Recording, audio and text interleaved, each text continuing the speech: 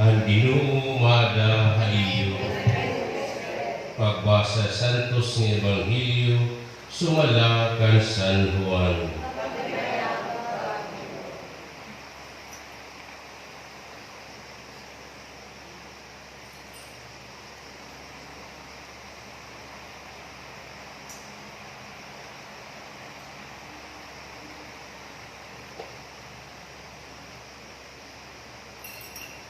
Natuk daw hirani han krus ni Jesus, tila iya nanay, ang butong babae at iya nanay ni Maria, ang asawa ni Cleopas, ni Maria Magdalena.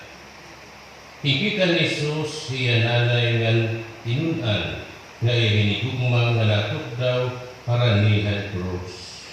Sanglit na siringhiyan iya nanay, babae igini at imo anak, nga siringhiya ngat Tuhan tinunan iini ang imo nanay. Kantigan hatto bindarahiyahan tinunan hinpakupoy tampo kan iya panimalay. Ang Ebanghelyo ang Ginoo.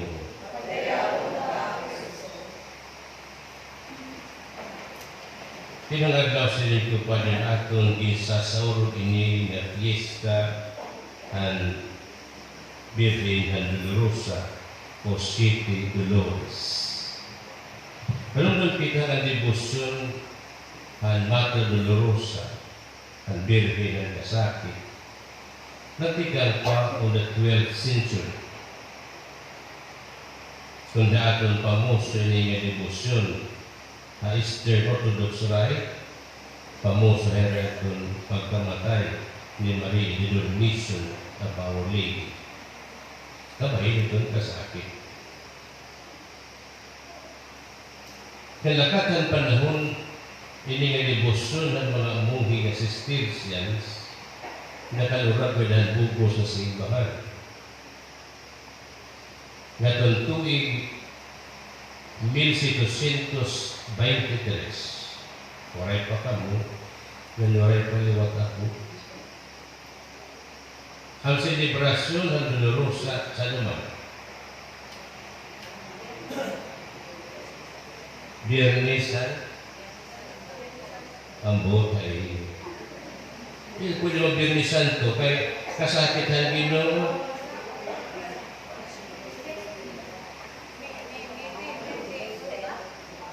Biyernes, Antisan, Biyernes Santo. O Biyernes Antisan, lokal.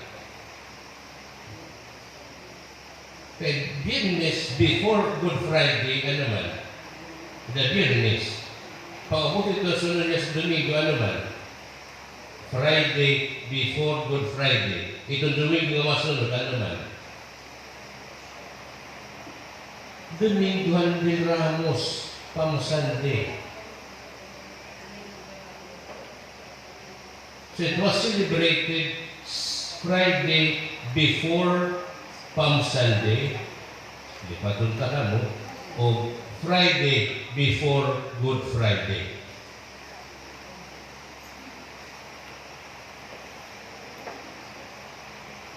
Ano ba itong Biyernes? At itong Biyernes Santo? Ada kay Biyernes pa ito Quaresma. Kaya pira na Domingo, kaya pira na semana, Quaresma.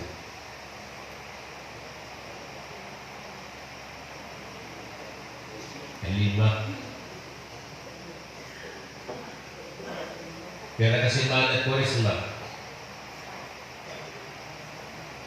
5 na semana.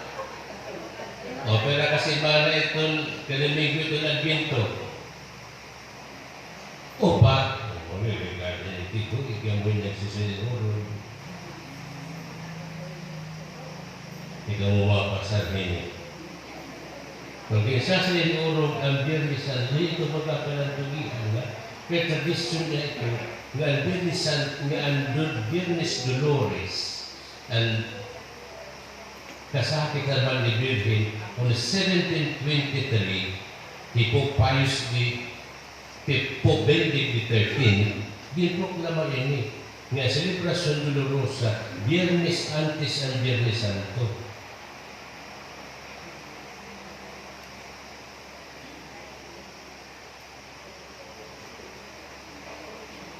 Only in 1913,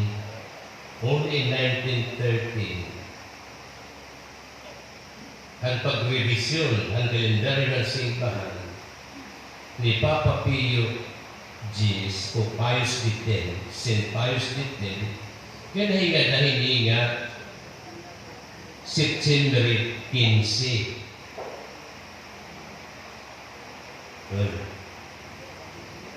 Tumating ka mo ba? Ika ka ng tugian.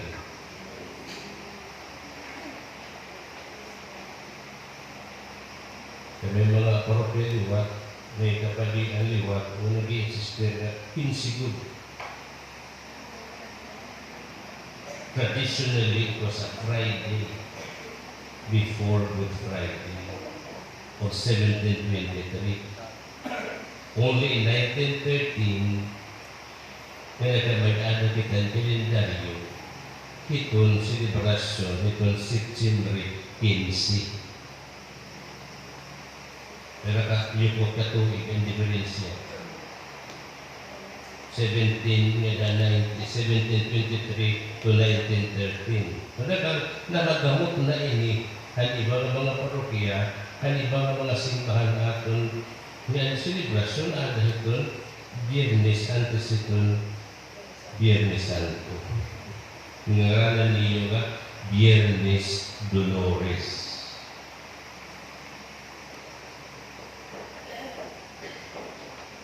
Kaya pamahaw na ito. It is worth a history. Kaya nung magiging ka na September 13,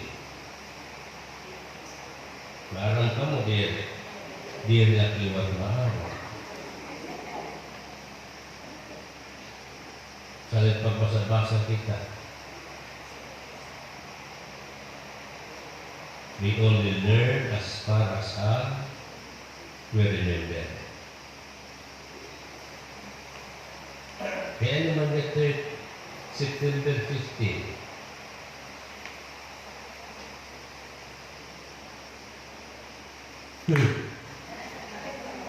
Maripaklans sa mga bato. Kaya ano? Tagulo ka ng selebrasyon natin. Exaltation of the cross. Yan, kasumpay da ang pagdaog o ang pagkamaraan na triumph of the Holy Cross, nakadakila na nagsasakit ang malibin ni Maria Santissima. Ang relasyon kay September 15, tapos September 14, exaltation of the cross, but beneath the cross, dakalan malibin, nagsasakit o nag-aal Diyos. Amon ato naging basa ng Ebanghelyo sa Juan Kapitulo 9, versikulo 25 na 27. Natug daw hiranihan krus ni Jesus, hiraiya nanay.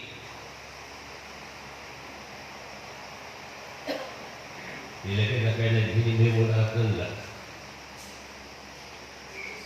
Kasumpay ang pagsakit ni Kristo. Kasumpay ang pagdaraan ang krus ni Kristo, nakada Himala Santissimo. Amo niya nga igingahin ngayon September 15 aton pagsaurugon ang debosyon ang malmigedin ang dolorosa. Ano man nga adlaw yung pasiguro, mas September 15 o mas Friday before Good Friday is valid. Is valid.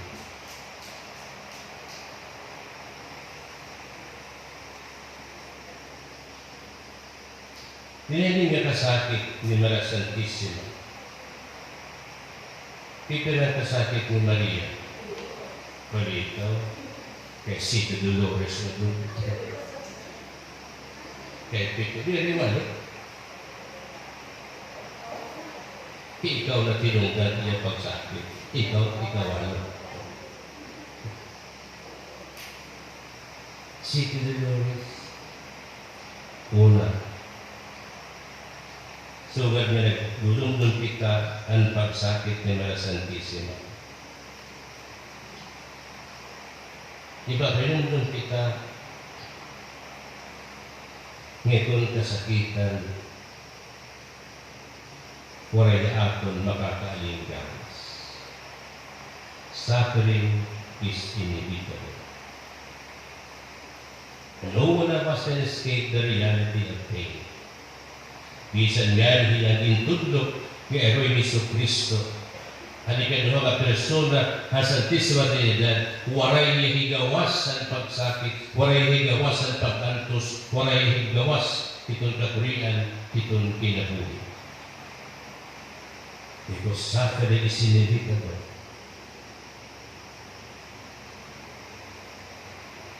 Makayano ka makablas marito, may tagsatagsa natin niya mga pag-antos, may tagsatagsa natin kakurian, itong aton kinabuhi.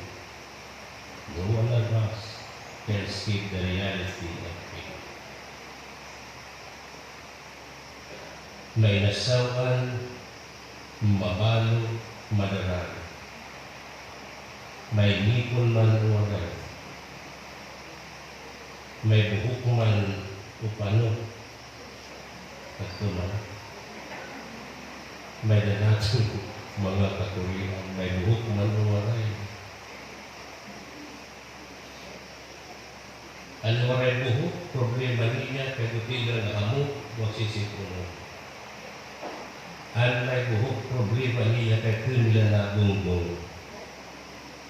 Waray paralytic.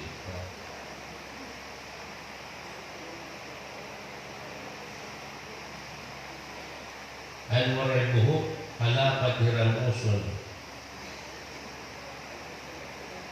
Ang buhukan, maiha pabinagda. Problema.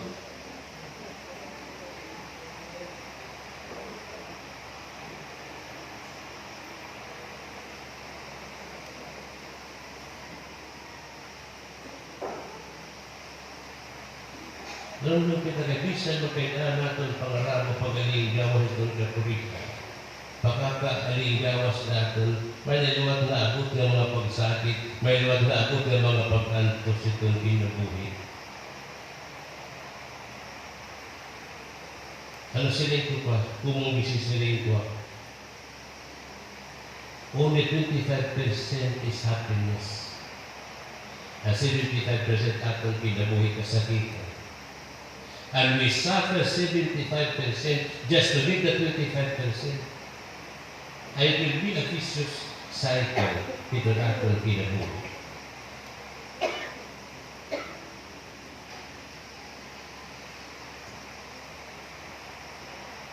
Sila ko siya, kaya mga nasama ka, kaya basin ako makakuhan. Ano yun? Basin ako masito. Ang buot na rin.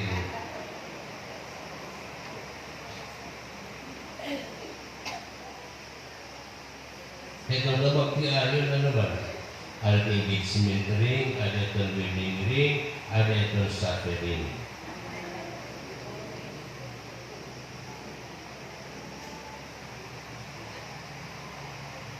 Walang ato magkakastapan itong kapurihan, itong kasakit. Sa liwat, you have to learn to live by it. Hello? Learn to live by it. Kasi you cannot keep crying over spilled milk. You cannot keep crying over spilled milk. Trapuha ito, move on. You cannot keep crying over spilled milk.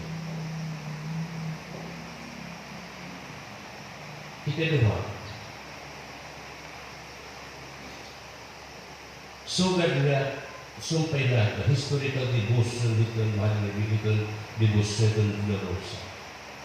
Sugad nga ito gisa sa orong halaglabay, gisa nga niya ng mga parokya, ng mga bungto na sa orong itong Biyernes Dolores.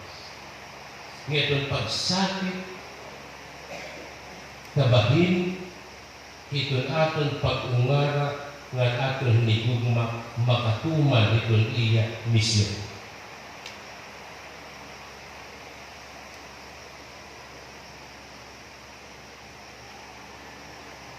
Mary was under the foot of the cross. Nagsasakit upod kay Kristo atong Ginoo kay naman kay ang misyon ni Kristo himpagtubos sa atong pinagi ang pagsakit ug kamatayon ni sa cross. You suffer not because of suffering itself, not because of yourself, but because of your loved one that he or she may fulfill what she dream and mission itong kinabuhi. Di ba? Nag-aantos ka mo, nag-aantos kita. Hindi ka mo, gabi na. Nagsasakit, nag-aantos sugod kay ano. Kaya basa niyo yung mga anak magpakatapos, matumat kayo na maging ungarap.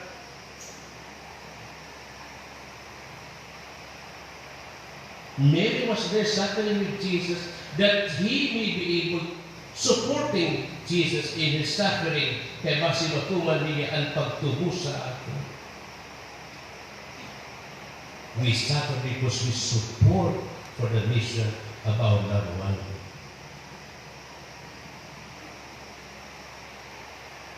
Kung hindi ka rin yung mga nagpagkatapos, ano na? Kung ano yung pag-alpos, magkatapos, maybe.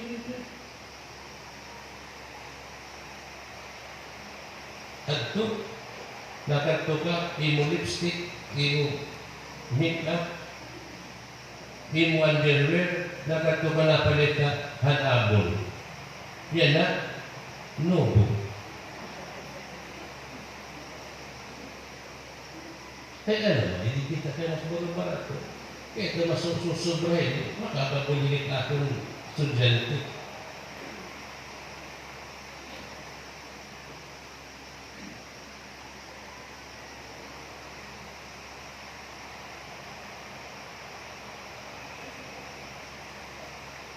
Natulakad ito ka, pagpalit na rin mo pa na ito, hinalaghanga na mula ang mga ito.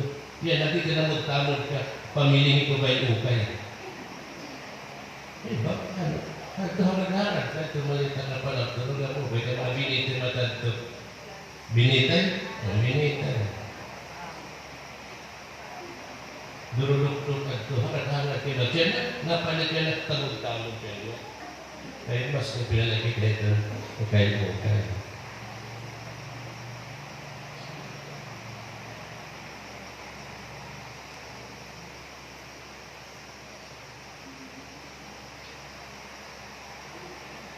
Iyawa ka na lang.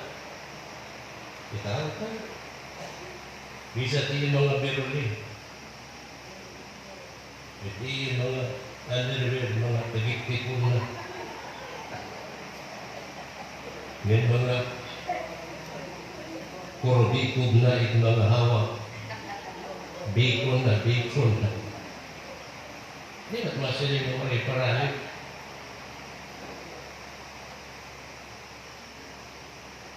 Kung piano, agwantay tayo. Kaya kung hindi ka umalinin mo isang kung tawaran ka, kikingin ka. Kaya nawak na, you suffer. Tungkol piano, kaya basa, tabi mo hiniguman, ako mo hiniguman, maka, ang putik, ginuungan, ito din, ang pinabuhi. Mary was there at the foot of the cross in support for the mission of Christ to redeem us by suffering and death. Now you see the value of our own suffering. Hindi ka nag-aantos mo kaya tungkol pag-antos na. We suffer for a purpose.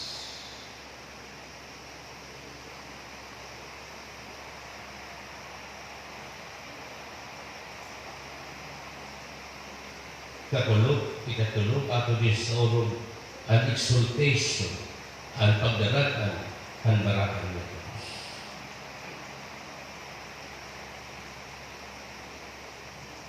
Kung kasumpay hindi na pagdalig ng Santa Cruz, nakadang pagsakit ni Maria Santissima. We suffer not only for the mission, but we suffer for the good of others.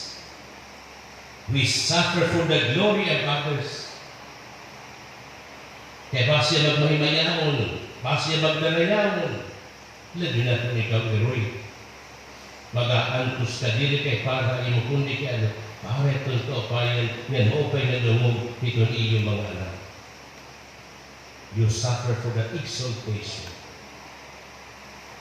Beneath on the cross, exalted as lofty as it was, there was Mary beneath on the cross, suffer. Kaya na sa rin.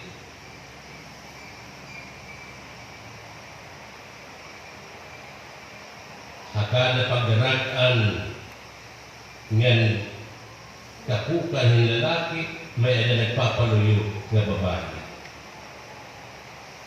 In the exaltation of the cross, which we celebrated yesterday, there was Mary beneath under the cross. Kita, kung iyong mga anak, kintatanay, gimbubuli kung isula, ano, hinumat mo na nangangaral ka. Pero yun.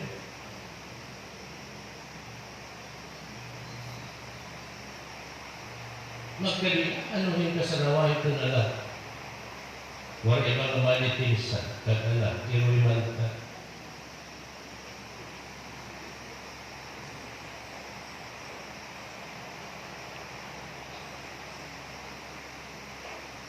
Di ito yung anak libat masing kagawa, puwitak ka lang.